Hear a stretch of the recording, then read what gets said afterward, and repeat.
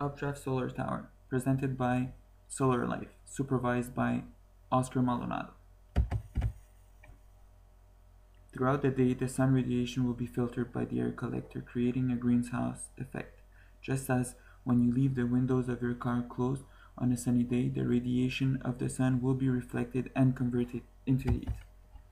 As for the cold air enters the periphery of the air collector, the latter will be heated under the thin sheet of glass, creating a change in density of the air and therefore generating an airflow. As the hot air tries to escape the air collector, the airspeed will increase as it gets closer to the center of the solar plant. Once the air reaches the center, it will rise through the tower where a turbine generating power will be located. The tower chimney can vary in size. However, as the height of the tower increases, so will the pressure, which will in return create a large pressure difference on the turbine blades. This pressure difference is the driving force of the turbine.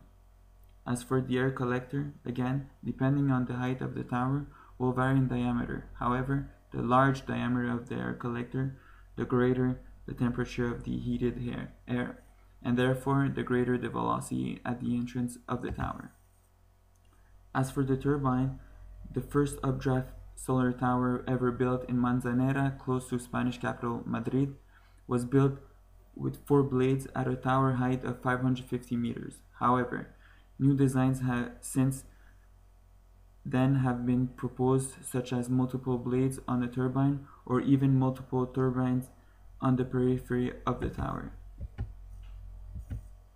The power output will depend on 2 factors as mentioned before, the height of the tower and the diameter of the air collector. As shown on this table, as both the height and the diameter of the plant increase, the more electricity output will be generated. For instance, a solar tower generating 200 megawatts plant at a height of 1,000 meters will generate approximately 680 gigawatt hour per year. This implementation of this technology is not as simple as the localization of ability. Many constraints will come into place. For instance, the vibration caused by earthquake can be disastrous as the oscillatory vibration would travel through the ground and throughout the tower foundation. Another thing to consider is the weather. The continent of Africa holds the largest subtropical desert in the world, which can generate major sandstorms. Sand deposit over the glass sheet would not allow the radiation to go through, and therefore no heat will be generated.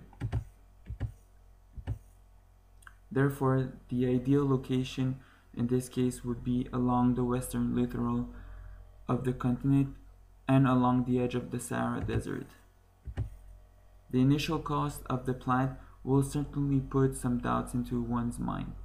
However, with the increase in oil prices and the severity and limit of greenhouse gases emission, opting for the updraft solar tower is certainly a wise choice, as it is expected to have a lifespan of 80 years with very low maintenance. Maintenance cost is one major asset of this technology, as it requires very low maintenance, if not any. And in order to run the solar plant, a small team will be needed to ensure the turbine to run smoothly.